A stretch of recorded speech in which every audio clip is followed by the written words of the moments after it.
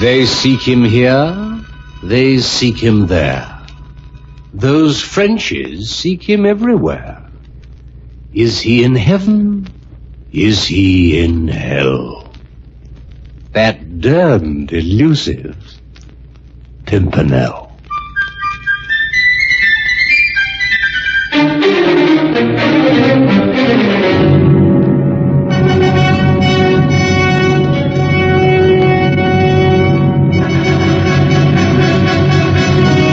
Presenting Marius Goring, star of the motion picture Red Shoes, as Baroness Orcsey's immortal character, the Scarlet Pimpernel.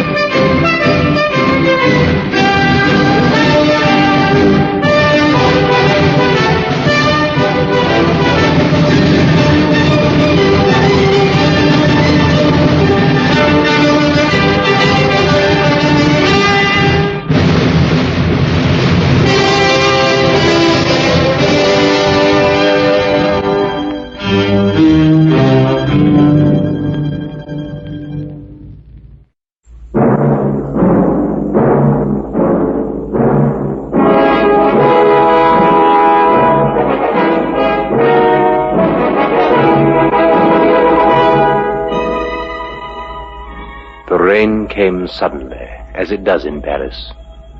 One moment the Place de la Grève was filled with a screaming rabble, and the next the mob was scurrying for shelter. Tony Dewhurst and I, caught away from our carriage, sought shelter in a doorway. Those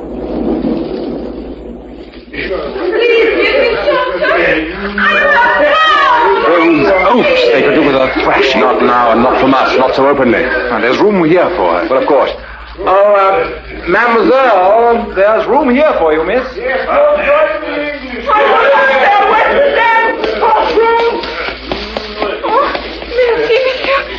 Merci. Ah, you're quite welcome. You might take that shawl off your head. It's positively dripping, you know. Yeah, all over my pumps. Not that he ain't ruined already. I am sorry. There. Is that better? If I inconvenience you, I will go. Oh, no, mademoiselle, not at all. Well, whether you're here or not, I know I shall catch pneumonia either way. For you, monsieur, that would be tragic. For me, the rain has ruined my flowers. Does it matter what one dies from? The rain or starvation? Oh, the flowers ain't that bad. Just drooping a bit from the moisture. Matter of fact, we'll buy the lot. No, monsieur. Why can't we buy them? Because I do not seek charity. The flowers are no good. There is only one good flower left in the world today, monsieur. A flower that comes from your country. I'm afraid I don't understand you, mademoiselle. You have a flower, monsieur, called the Scarlet Pimpernel. But in these days, it has a much greater meaning. To many of us, it is a symbol of hope, of escape. Do you understand me now? You mean the good heavens, girl. You're not talking about that legendary character the French secret police have invented. He is not an invention, monsieur. He lives, I tell you. An Englishman like you. I must find him. Why, mademoiselle? To save the life of my father. Monsieur, an accident of fate has made it possible for me to talk to you. I beg you, help me. Oh, but we're just ordinary Englishmen, my dear. Not blasted heroes like this Scarlet Pimpernel of yours. No, but you know other Englishmen. He may be among your own friends without your knowing. In which case it would be quite impossible for us to help. Not impossible, monsieur. I ask you to do only one thing. Wherever Englishmen gather, tell them that a woman needs help. It may reach the ears of the right man. My name is Émilie Rumbolts. Émilie Rumbolts? I live at 15 Rue de la Dernière Espoir. In English, monsieur, It means the street of the last hope. Oh, I must go now. Oh, in this confounded rain. Look up the street, monsieur. A troop of soldiers, Blakeney. Would they be out if they weren't seeking someone, monsieur? I beg you, remember what I told you. Adieu.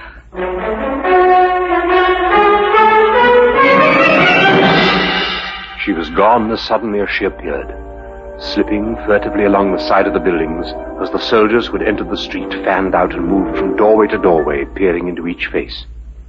Do you think they saw her? No, she clung to the wall. The facade of this doorway blocked their view. Did you ever see a face like that outside a dream? Rarely. I waited for you to say something to her, Blakeney. Poor, half-starved creature. A word of encouragement. You mean the sort of word Monsieur Chauvelin would like to hear me utter?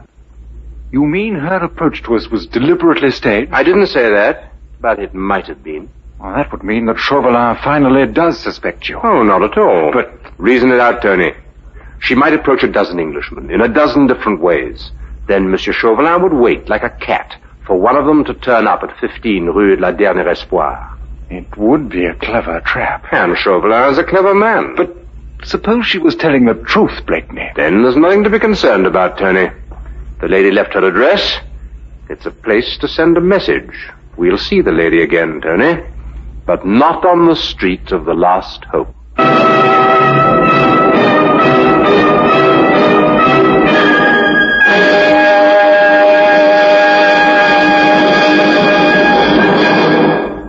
In a moment, Marius Goring returns as the Scarlet Pimpernel.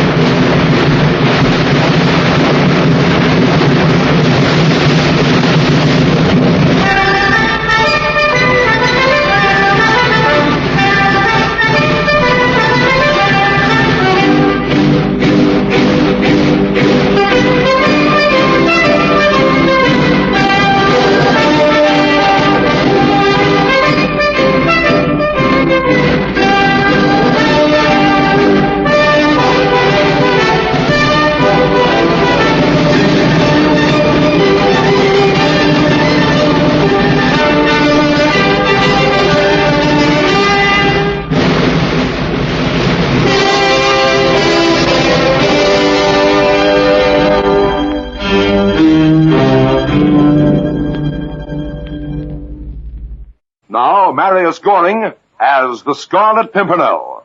The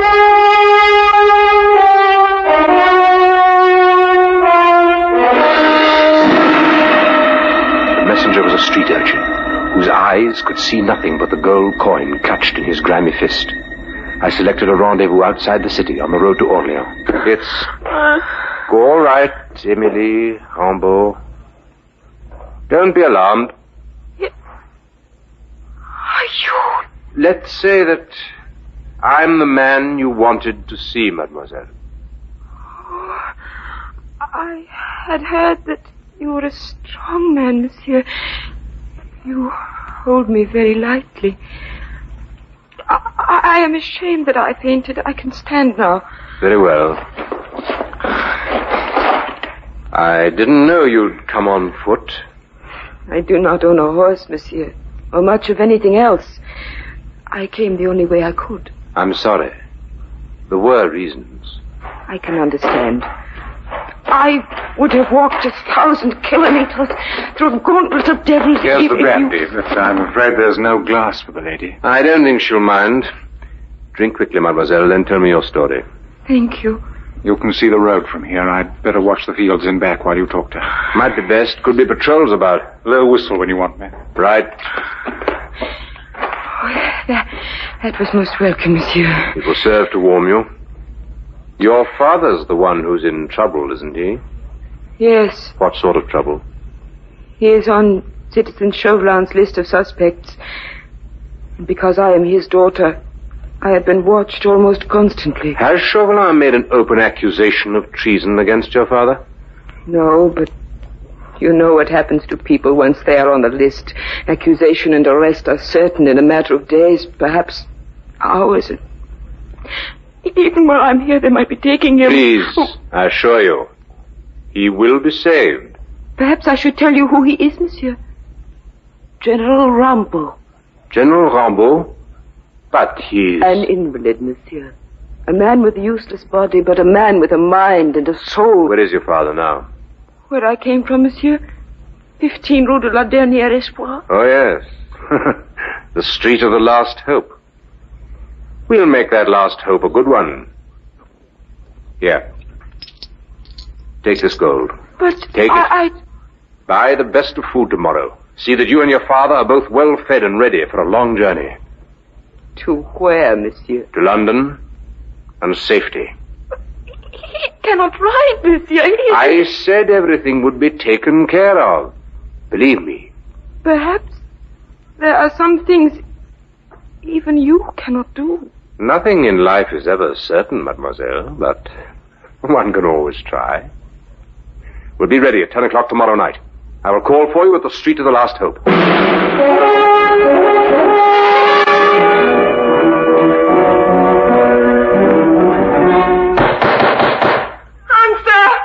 Oh, please, somebody answer! Wait!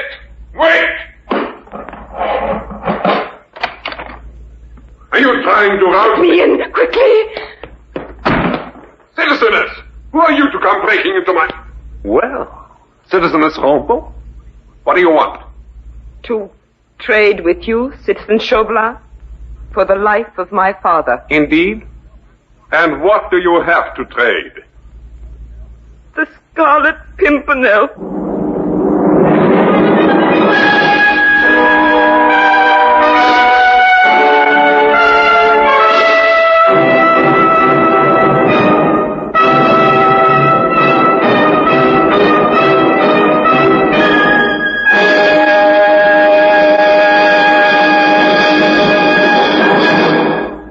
In a moment, Marius Goring returns as the Scarlet Pimpernel.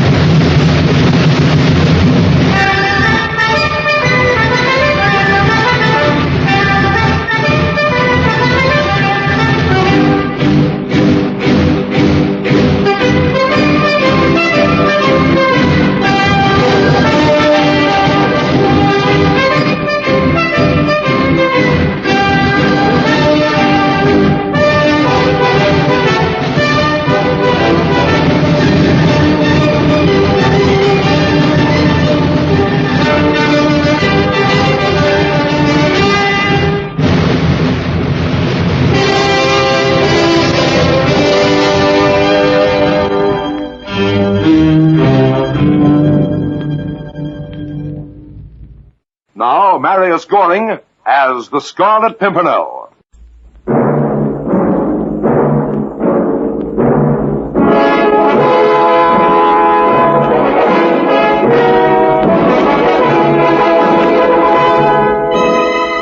Long before the appointed hour of 10 o'clock, Tony and I put our plan into operation. It was only 4:30 in the afternoon when we turned into the Rue de la Dernière Espoir, disguised as chimney sweeps. Like it? Oh, like it. It's foolproof. The ladder will make a perfect litter for the old gentleman. Wait a minute, Blakeney. What about the girl, Emily? I will go into the house one last time for a forgotten broom. It will be she who comes out, dressed in the clothes I'm wearing. You'll move away quickly then. The night will protect you. But you'll be left. Well, of course I'll be left. But left in a house that is not under guard. All I need do is wash my face and stroll off in the simple French garments I wear under these. Fine. But one thing more. What of the people in the house you plan to use? They may not want the services of chimney sweeps. Then we shall have to tie them up in the interest of cleaner chimneys, dear Tony. After all, our services are free. I'm afraid Citizen Chauvelin won't think so. To him, all bills from the Scarlet Pimpernel come rather high. Enough laughter, citizen. After all, ours is a grim and unhappy trade, and there is our chosen place of work. Number 17, Rue La Dernier Espoir. Oh, citizen, comrade, horse. All right, Tony. No slip-ups. Let's get it done.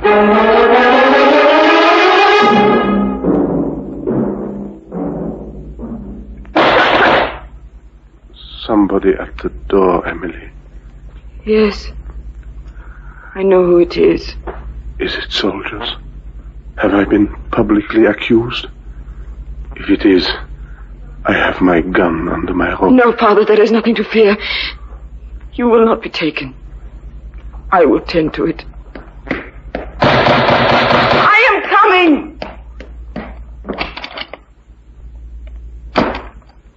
Good evening, Citizen Chauvelin. Good evening, Citizeness Rumbolt. It is 9 o'clock. My men are being placed in this quarter. I hope for your father's sake that nothing goes amiss. The Pimpernel has given me his word, and he is a citizen of honor. You wouldn't understand that, Citizen Chauvelin. Nor would I. I am not interested in your comments. Captain? Oui, Citizen Chauvelin. Are your men deployed? Oui. A few dressed as soldiers, but the rest, as you instructed, out of uniform. They will seem casual strollers as they patrol in 2s and 3s. Good. I will be waiting at my headquarters, Captain. See that I get the report I wish. If the Pimpernel should manage to get into the house without being seen, Citizeness Rumbolt will signal you by opening the blinds. Won't you, Citizeness? Oui. That cart there, Captain. It has been there all day, citizen. A bad chimney. That is why there is so much smoke. Yes. I can call the sweeps and order them away. No. They would wonder why. It is natural for the cart to be there. It may help to alleviate any suspicion of a trap. Leave it. Quick. Lean over the edge. Way over. Careful. By the door to number 15. Mademoiselle Rambaud and a captain of the army and... And that other one is Citizen Chauvelin. Good heavens. She's just shook hands with him. Blakeney, it is a trap. Yes. All right. Come away before somebody looks up here. So we better think fast. We've got to get out of here, Blakeney. We will get out of here at 10 o'clock. And with General Rumbolt. It's impossible. Until it's done. Come on, get out of these sweep's clothes. No. First go down to the cart. You know where the guns are hidden? Yes? We'll bring 2, loaded, and all the powder we have. Then we'll change garments. We'll be dressed as ordinary citizens, just as the others are down there. Well, what are you going to do? Set off a blast in this basement of the house. Then rush into the street screaming that the Pimpernel is trapped in here, disguised as a chimney sweep. They've seen the sweeps. Now they'll think we're 2 of the soldiers. Now, that should draw them away from number 15. Now, you take orders from me as though I were a superior. I'll order you to move the sweeps cart. Stop it in front of number 15. Rush in there. I'll be right behind you. Once inside, we'll fire our pistols. But why draw them that way again? So we can carry the general and his daughter out as though they've been shot on Chauvelin's orders to prevent their escape. Leave it to me. The girl, too? Yes. Knock her out. You may have to. Maybe our only chance.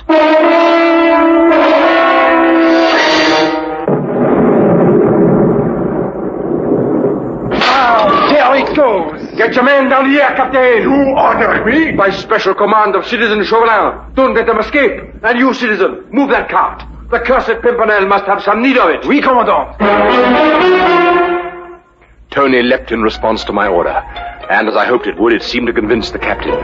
He and his men rushed into the billowing smoke from the blasted building. Tony had moved the cart swiftly to number 15. I followed. You all right? Fine. Let's get what we came after. Hit the door hard. We've no time. Right. Here goes. Did they catch him? No, mademoiselle. Not yet. It is you. Who are these men, Emily? We're friends, sir. Come to take you to safety. You don't know me, General, but I'm known as the Scarlet Pimpernel. If you and your daughter will do as I say... He will die. I have my own way of saving him, monsieur. Help! Sorry, mademoiselle. I will kill you for this. Put that gun down, sir. Please, General, listen to him. Your daughter betrayed us to Chauvelin. You lie, monsieur. That can be proven later when we get both of you out of here. Now listen to those madmen. They'll kill her and you and us. What do you want me to do? Now just seem like a dead man. When I carry you out of the door and dump you into a cart, you can hold on to your gun, though, in case it's needed. All right, monsieur. But if you lied about my daughter... You may have any satisfaction you wish. All right, Tony. The 2 shots. Well, that drew them, all right.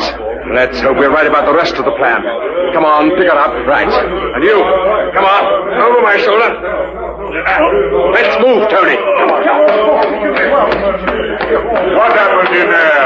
Precaution, Captain, a precaution. Citizen Chauvelin ordered these 2 executed on the spot if the Pimpernel was not taken without trouble.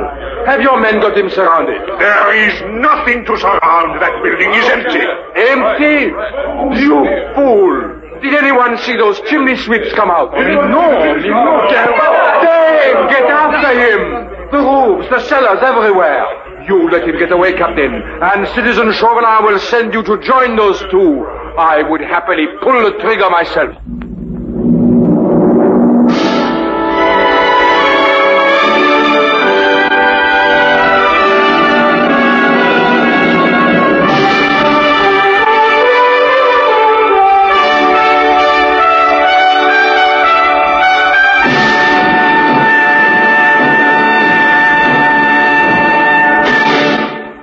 In a moment, Marius Goring returns as the Scarlet Pimpernel.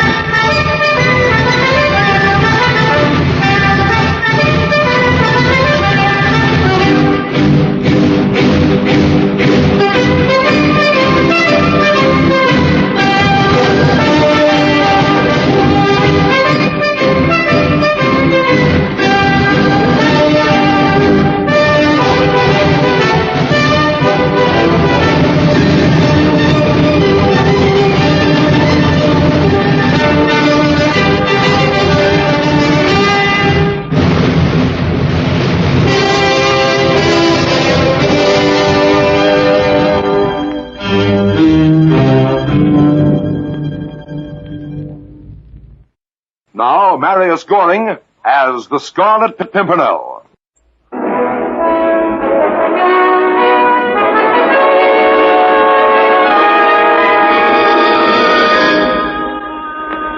Sea's calm tonight, Tony. Yes.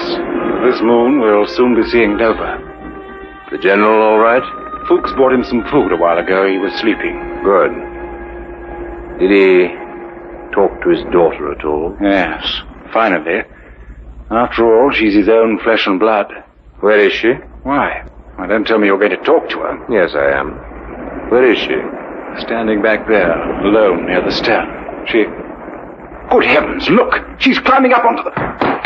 Emily! Don't jump! Come off there! Let me go! No.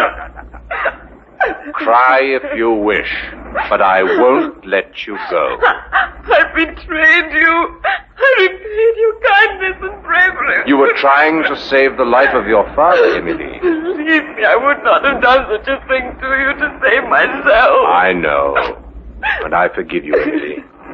You're a woman, and a woman has no scruples, no mercy when she's trying to protect somebody she loves.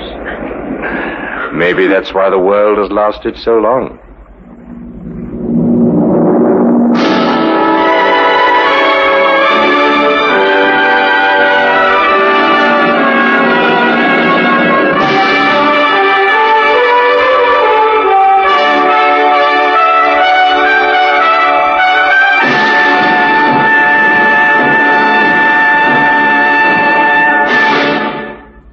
The Adventures of the Scarlet Pimpernel, starring Marius Goring, with music composed and conducted by Sidney Torch. Produced by Harry Allen Towers.